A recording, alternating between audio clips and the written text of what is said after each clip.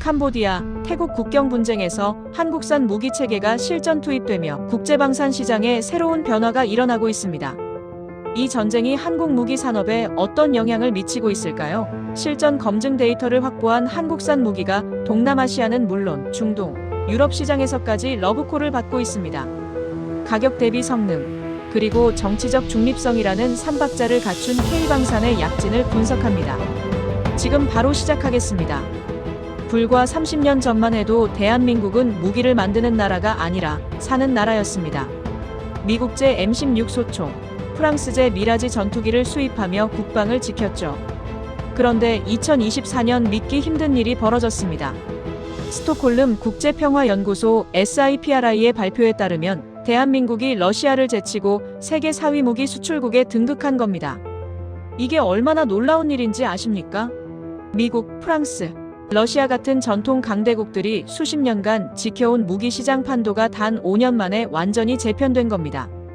2020년 세계 무기 수출 시장 점유율 2.7%에 불과했던 한국이 2023년 8.2%로 3배 이상 급증했습니다.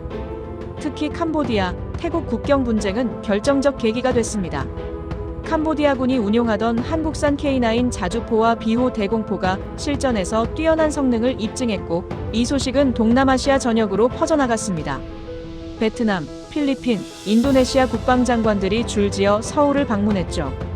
폴란드는 K9 자주포 672문, K2 전차 980대라는 천문학적 계약을 체결했습니다. 이건 단일 계약으로는 한국방산 역사상 최대 규모입니다. 호주는 K9을 AS9 헌츠맨이라는 이름으로 도입했고, 인도는 K9 기술 이전까지 받아들였습니다. 그런데 여기서 중요한 건 이게 단순한 가격 경쟁의 승리가 아니라는 점입니다. 한국산 무기는 성능, 가격, 납기라는 3박자를 모두 갖췄습니다. 독일제 자주포가 대당 700만 달러인데 비해 K9는 350만 달러 수준입니다. 성능은 비슷하거나 일부 더 뛰어나면서도 가격은 절반이죠.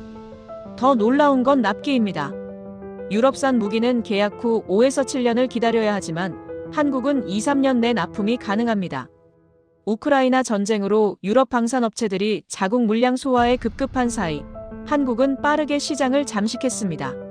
한화디펜스, 현대로템, KIA 같은 기업들이 글로벌 방산 공룡으로 거듭나고 있습니다. 이제 한국은 무기를 사는 나라가 아니라 세계가 사가는 무기를 만드는 나라가 됐습니다. 무기 시장에서 가장 강력한 마케팅이 무엇인지 아십니까? 바로 실전 데이터입니다. 아무리 사격장에서 좋은 성적을 내도 실제 전쟁터에서 검증되지 않으면 신뢰를 얻기 어렵습니다. 캄보디아 전쟁은 한국산 무기에게 이 결정적 기회를 제공했습니다. 2024년 3월, 캄보디아 태국 국경 프레아 비히어 지역에서 무력 충돌이 발생했습니다. 캄보디아군은 한국산 K9 자주포를 전방 배치했고 39구경 155mm 포탄이 20km 떨어진 목표물을 정확히 타격했습니다. 오차범위 10m 이내, 분당 6에서 8발의 연사 능력은 태국군을 압도했죠. 더 놀라운 건 가동률이었습니다. 열대우기 환경, 섭씨 40도의 고온에서도 K9은 98% 이상의 가동률을 유지했습니다. 반면 태국군이 운용하던 중국산 자주포는 고장이 속출했고 가동률이 60%대로 떨어졌습니다. 이 소식이 알려지자 동남아 국가들의 반응은 폭발적이었습니다.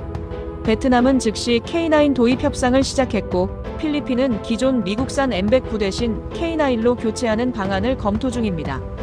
싱가포르는 이미 K9의 개량형 모델을 자체 개발해 운용 중이죠. FA-50 경공격기도 실전 가치를 입증했습니다. 필리핀 공군이 운용하는 FA-52 민다나오 섬 대테러 작전에서 탁월한 근접 항공 지원 능력을 보여줬습니다. 미국제 F-16보다 운용비가 절반이면서도 대지 공격 임무에서는 거의 동등한 성능을 발휘한 겁니다.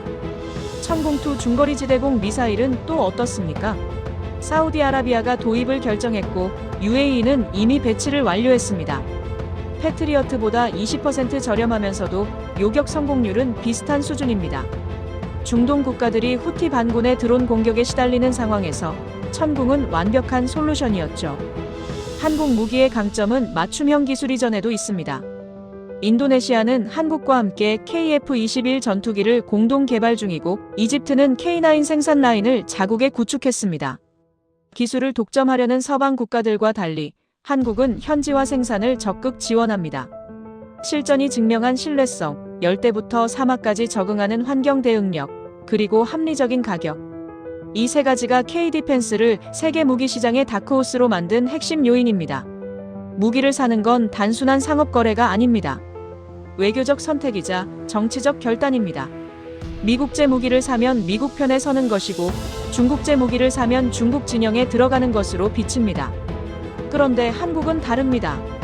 한국산 무기는 제3의 선택지라는 독특한 포지셔닝을 갖고 있습니다. 캄보디아 사례가 대표적입니다.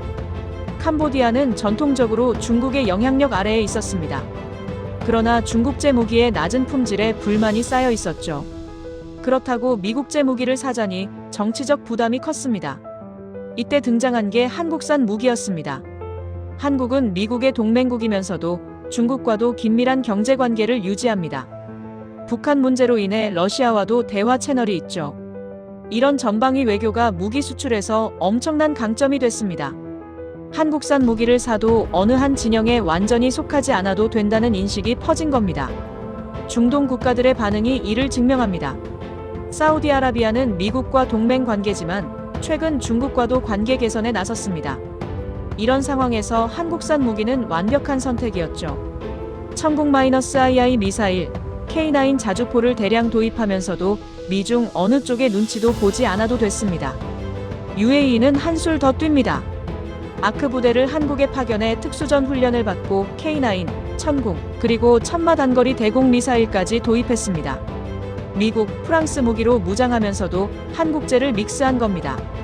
이게 가능한 이유는 정치적 부담이 없기 때문입니다. 폴란드 사례는 더욱 흥미롭습니다. 폴란드는 나토 회원국이자 미국의 핵심 동맹국입니다. 그런데도 한국산 무기를 대량 도입했죠. 이유가 뭘까요? 유럽산 무기는 너무 비싸고 납기가 길었고 미국산은 폴란드가 원하는 기술 이전에 소극적이었습니다. 한국은 둘 다 해결해줬습니다. 더 놀라운 건 정치적 조건을 달지 않는다는 점입니다. 미국은 무기를 팔 때 인권, 민주주의 같은 가치 외교를 앞세웁니다. 중국은 1대1로에 참여하라고 압박하죠. 러시아는 자국 세력권 내에서만 무기를 팝니다. 하지만 한국은 순수하게 상업적 조건만 따집니다. 인도네시아가 서파프와 독립운동을 탄압해도 이집트가 언론 자유를 제한해도 한국은 무기를 팝니다. 도덕적으로 논란이 있을 수 있지만 구매국 입장에서는 이만한 장점이 없습니다. 캄보디아 전쟁 이후 비동맹 국가들이 한국에 주목하는 이유가 바로 여기에 있습니다. 누구 편도 들지 않고 우리가 필요한 무기를 준다.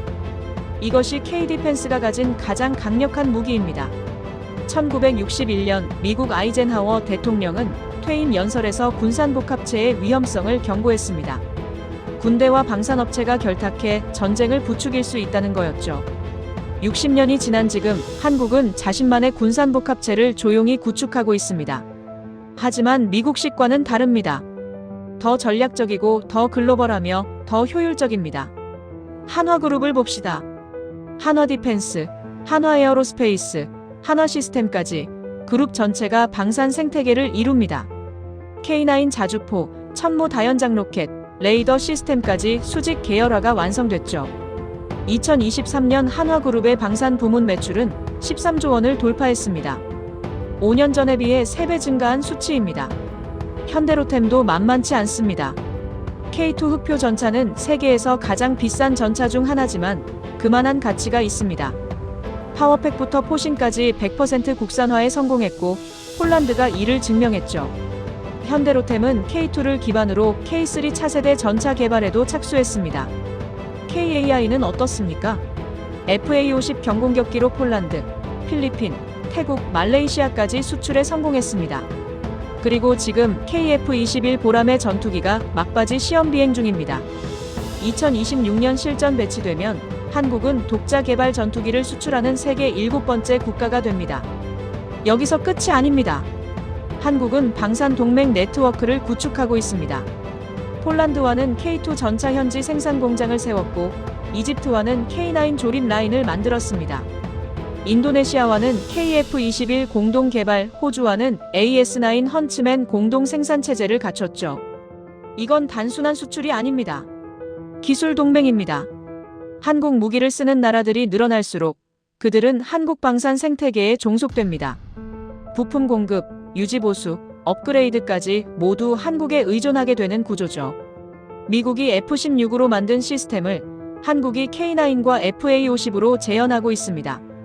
캄보디아 전쟁은 이 네트워크의 실효성을 증명했습니다. 캄보디아가 K9 자주포 탄약이 떨어지자 한국은 48시간 내에 긴급 보급했습니다.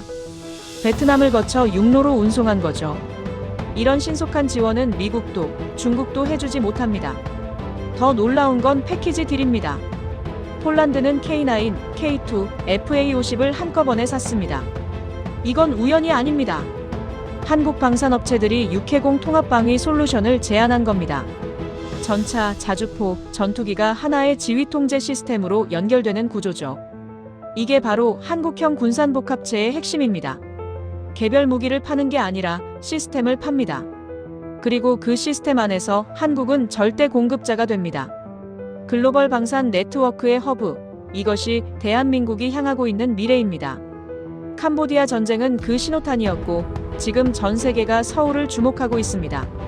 지금까지 우리는 4가지 관점에서 한국 방산의 약진을 살펴봤습니다. 이제 퍼즐 조각들을 맞춰볼 시간입니다. 첫째, 한국은 세계 4위 무기 수출국이 됐습니다. 이건 단순한 순위가 아닙니다.